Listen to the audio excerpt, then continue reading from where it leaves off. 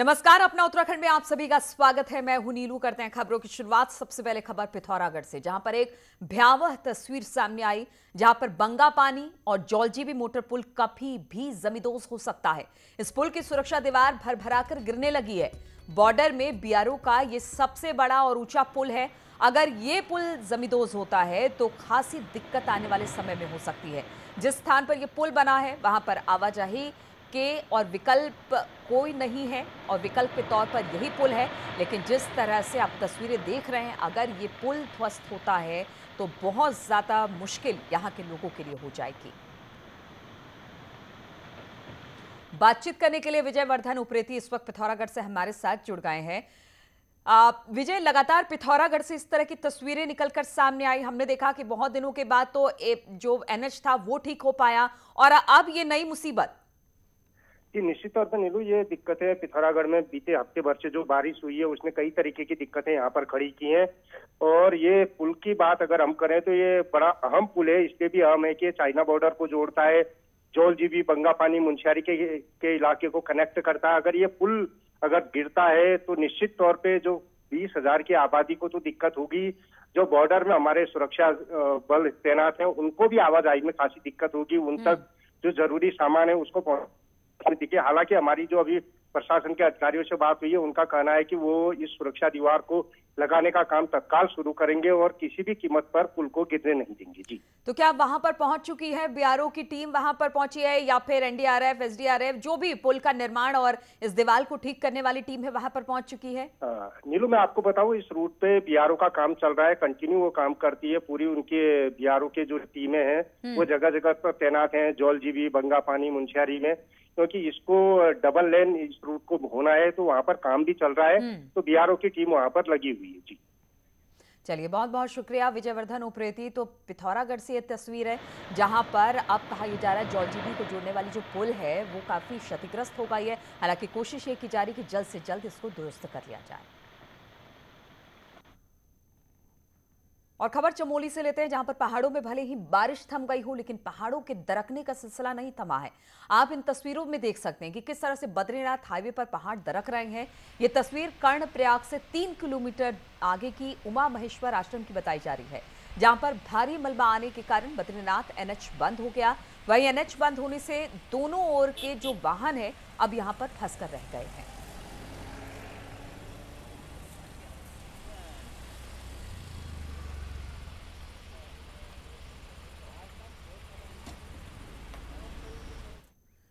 और हरिद्वार से खबर लेते हैं। यहां पे कुंभ के दौरान हुए कोविड टेस्ट घोटाला मामले में सीडीओ ने भी अब दोनों लैब और फर्म को नोटिस जारी कर दिया है और 24 जून तक उपस्थित होने के निर्देश दिए हैं। घोटाले की सीडीओ की अध्यक्षता में एक जांच समिति बना दी गई है, जो कि इस बात का जांच कर रही है। हम आपको बता दें कि एसआईटी भी दोनों लैब और फर्म को नोटिस भेज चुकी है। ये बता दें कि इस घोटाला जो है उस मामले में रोजाना स्वास्थ्य विभाग के अधिकारियों से भी पूछताछ चल रही है।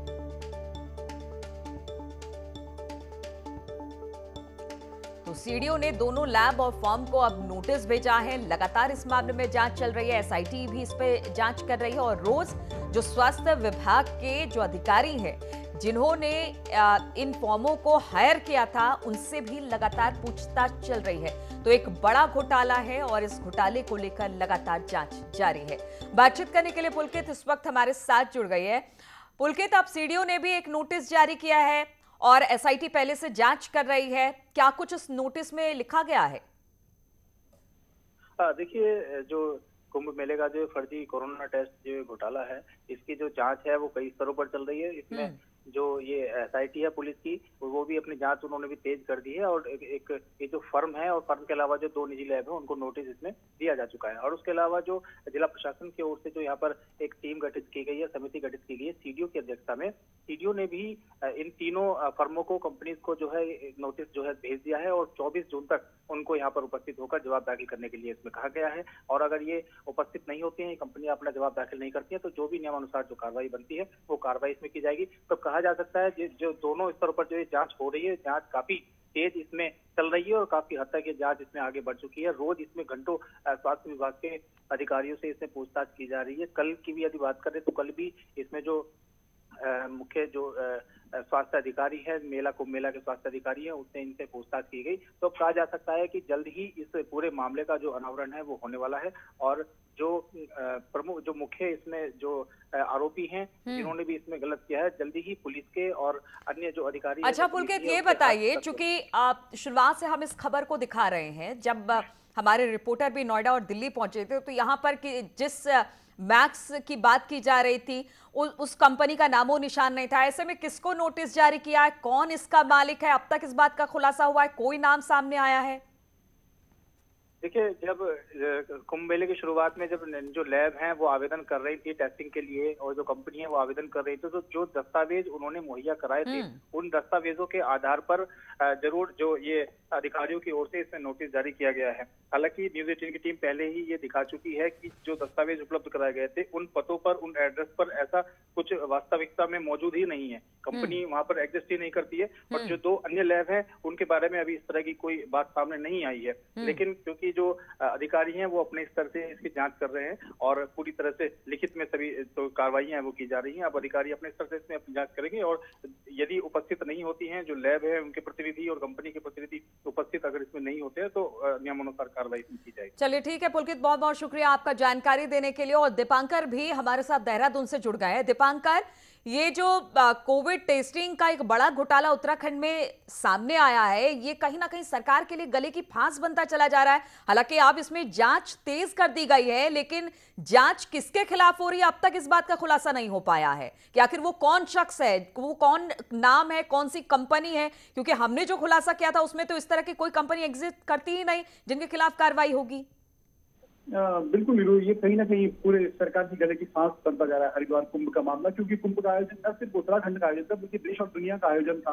और जिस हिसाब से यहाँ पर टेस्टिंग हुई है उस टेस्टिंग को लेकर लगातार सवाल खड़े हो रहे हैं। और सरकार में चाहे आप किसी मंत्री का बयान लेंगे या बीजेपी में आप किसी का बयान लेंगे तो उनका ये कहना है कि जांच का इंतजार करिए और जांच रिपोर्ट जब सामने आएगी दूध का दूध और पानी का पानी होगा। लेकिन कहीं ना कहीं सरकार हो या बीजेपी संगठन हो, दोनों के पास इस बात का जवाब नहीं है कि जो फर्जीवाड़ा हुआ है कुंभ में उसका गुनहगार कौन है, कब तक दोषियों तक पहुंचा जाएगा नीरू। बिल्कुल। और सबसे बड़ी बात यह है कि जब ठीक है जो भी कंपनी थी, जो मैक्स की बात हो रही है, उसने जो अपने कागज जमा किए थे वो कागज ही नहीं है। हालांकि अपनी तरफ से नोटिस तो जारी कर दिया गया है, लेकिन हम क्या माने दीपांकर, क्या ये लोग सामने निकल कर आएंगे या बड़ी मशक्कत करनी पड़ेगी इन जांच एजेंसियों को इस पूरे मामले को लेकर? इसमें सबसे बड़ी बात जो कल मुख्य सचिव ओम प्रकाश ने कहा कि अब पूरा मामला एसआईटी के हाथों में, और एसआईटी की जांच में गवर्नमेंट बिल्कुल भी इंटरवीन नहीं कर सकती और ना गवर्नमेंट अब एसआईटी को कोई नया निर्देश दे सकती है। यानी अब जो एसआईटी बनाई गई है उस एसआईटी की जांच पर निर्भर करेगा कि एसआईटी कहां तक पहुंचती है और किस किस लेवल तक पहुंचती है, क्योंकि ये सिर्फ 2 लैब का मामला नहीं है। हो सकता है जो बाकी 20 लैब है उसमें भी इसी तरह का फर्जीवाड़ा हुआ हो। तो अब एसआईटी कितनी गंभीरता से और कितने बड़े हाई कॉलर तक या व्हाइट कॉलर जॉब जो लोग करते हैं या फिर जो हाई प्रोफाइल सफेद पोश है उन तक एसआईटी पहुंच पाती है नहीं नीलू, ये सबसे गंभीर विषय इसमें रहेगा। चलिए ठीक है, इस खबर पर लगातार हमारी नजर बनी हुई है। फिलहाल बहुत बहुत शुक्रिया आपका दीपांकर हमारे साथ जुड़ने के लिए। और ऋषिकेश से खबर लेते हैं, जहां पर शिवा एनक्लेव के आसपास गुलदार की दहशत देखने को मिली। बेखौफ गुलदार गलियों में घूम रहा है। बताया जा रहा है कि गुलदार इलाके में खाने की तलाश में आ रहा था। गुलदार का एक सीसीटीवी भी सामने आया है जिसमें वो बेखौफ घूमता नजर आ रहा है। तस्वीरें आप देख सकते हैं किस तरह से ये गलियों में घूमता गुलदार, और अब लोग इससे डरे हुए हैं।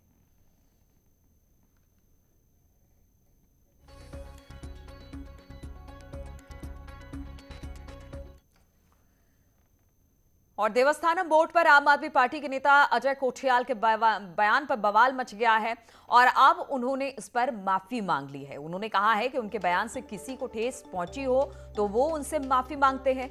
बता दें कि कोठियाल ने देवस्थानम बोर्ड के वकालत की थी, जिसका तीर्थ पुरोहितों ने विरोध किया और माफी की मांग की थी, और अब कोठियाल साहब ने माफी भी मांग ली है।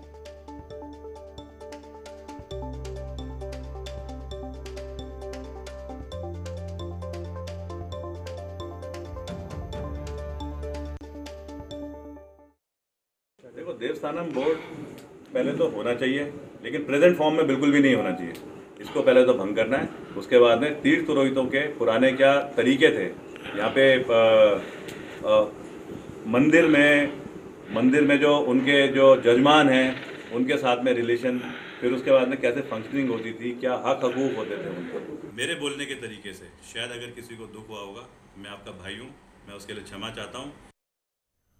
और खबर अल्मोड़ा से लेते हैं, जहां पर बारिश के कारण सड़कों के साथ साथ किसानों के खेतों को भी नुकसान पहुंचा है, जिसे लेकर मुख्य विकास अधिकारी ने सभी ग्राम विकास अधिकारियों को मनरेगा के माध्यम से प्रस्ताव बनाकर मुख्यालय भेजने का आदेश दिया, जिससे किसानों को मदद मिल सके। वहीं खेतों की दीवारों को भी बनाया जाएगा जो बारिश में टूट गई है। सभी बीडीओज़ को निर्देश दिए गए हैं कि वो तत्काल अपने ग्राम विकास अधिकारियों के माध्यम से सूचनाएं प्राप्त करें। यदि किसी के वहाँ पे भवन या पशु हानि जनहानि की नुकसान है तो उसका तो नियमानुसार वितरण जो है वो तहसील स्तर से किया जाएगा, जो अनुग्रह राशि का है। और इसके अतिरिक्त जितने भी अगर किसी के निजी खेत हैं जिसके पुश्ते हैं, मेड़ हैं या कोई इस तरह की गूलें हैं, नहरें हैं जो इस बरसात में क्षतिग्रस्त हुई हैं, तो ये प्रस्ताव जो है तत्काल मनरेगा में ये अपने अनुपूरक बजट में पुटअप करेंगे और इनको उसके तहत जिसमें कार्रवाई की जा सकती है इसमें। और चंपावत से खबर लेते हैं, जहां पर पहाड़ में हो रही बारिश का पानी अपने साथ टनकपुर बनबसा शारदा नदी में सिल्ट और मिट्टी भी बड़ी मात्रा में लेकर आ रहा है, जिसके चलते बनबसा शारदा बैराज प्रशासन ने लोहिया हेड पावर हाउस को जाने वाली नहर का पानी रोक दिया। इससे पावर हाउस की टरबाइन खराब ना हो, तो वहीं नहर से पानी की निकासी रोकने से लोहिया हेड पावर में बिजली उत्पादन पर भी असर पड़ेगा।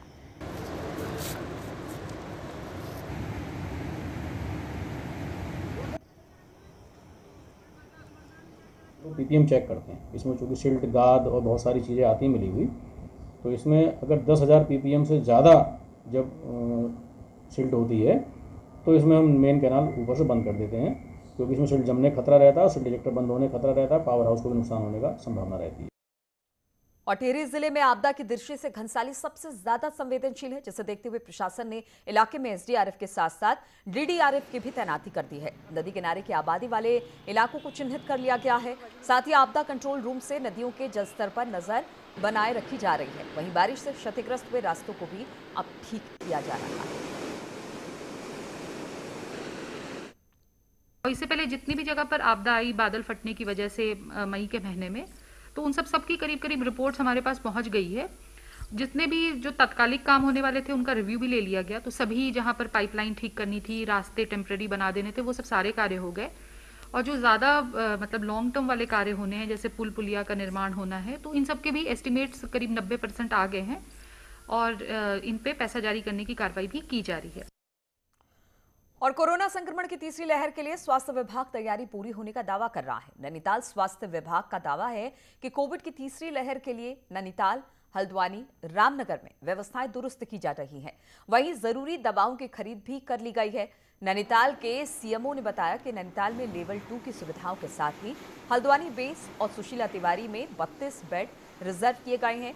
सीएमओ ने कहा कि डीआरडीओ के अस्पताल में भी 100 बेड सभी तरह की सुविधाओं के साथ बच्चों के लिए रिजर्व किए गए हैं। भी कुछ लेवल 2 की सुविधाएं हम देने की कोशिश कर रहे हैं। 4 बेड का पीडियाट्रिक आईसीयू बनेगा। ऐसे ही बेस चिकित्सालय में 4 बेड का पीडियाट्रिक आईसीयू बनेगा और सुशीला तिवारी चिकित्सालय में 32 बेड का पीडियाट्रिक आईसीयू बना रहे हैं। इसके अलावा डीआरडीओ का जो चिकित्सालय बना हुआ है उसमें भी 125 बेड हैं, जिसमें से 100 बेड बच्चों के लिए निर्धारित कर दिए गए हैं। और 1 जुलाई से उत्तराखंड में चरणबद्ध तरीके से चारधाम यात्रा को खोलने का निर्णय लिया गया है। 1 जुलाई से चारधाम वाले जिले जिनमें रुद्रप्रयाग, चमोली और उत्तरकाशी के लोग यात्रा कर सकेंगे। वहीं पर 11 जुलाई से पूरे उत्तराखंड के लोग यात्रा पर जा सकेंगे। चारधाम यात्रा खोलने की घोषणा के बाद अब पुलिस भी अपनी तैयारियों में जुट गई है। डीआईजी गढ़वाल ने पुलिस की व्यवस्थाओं को चाक चौबंद करने के निर्देश दिए हैं। हालांकि ये अभी स्पष्ट नहीं हो पाया है कि एक दिन में कितने यात्री दर्शन कर सकेंगे। ये है कि 1 जुलाई से जो रिस्पेक्टिव डिस्ट्रिक्ट वाले हैं, जैसे यदि यमुनोत्री, गंगोत्री में उत्तरकाशी वाले लोग जा सकेंगे और केदारनाथ में रुद्रप्रयाग के लोग जा सकेंगे। और 11 जुलाई से स्टेट के लिए खुल जाएगी। और अभी तक ये आ रहा है कि इसमें टेस्ट रिपोर्ट अनिवार्य होगी, पर अभी कुछ इस तरह के हमारे पास इंस्ट्रक्शंस नहीं आए हैं कि कितने कोई संख्या निर्धारित की जाएगी, कोई लिमिट होगी या नहीं होगी।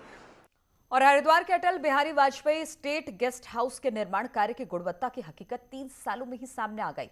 साल 2017 में करीब 17 करोड़ की लागत से बनकर ये गेस्ट हाउस तैयार हुआ था, लेकिन अब छतों से बारिश का पानी टपक रहा है। खास बात यह है कि गेस्ट हाउस के जिन कमरों में बारिश का पानी भर रहा है वो वीवीआईपी रूम है, जिसमें मुख्यमंत्री और केंद्रीय मंत्री ठहरा करते हैं।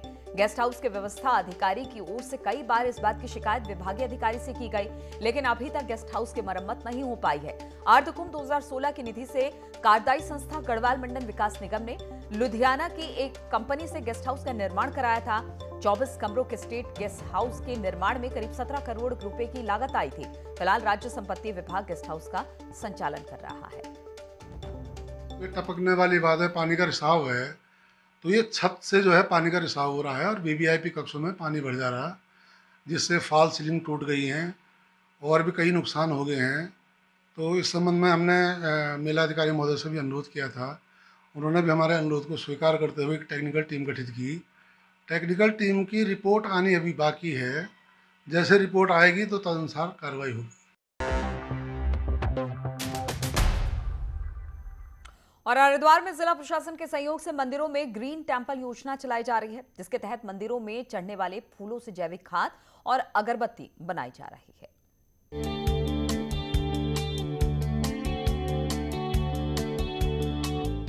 हरिद्वार में कई प्रसिद्ध मंदिर हैं, जिनमें मनसा देवी, चंडी देवी, दशेश्वर महादेव, माया देवी मंदिर प्रमुख है।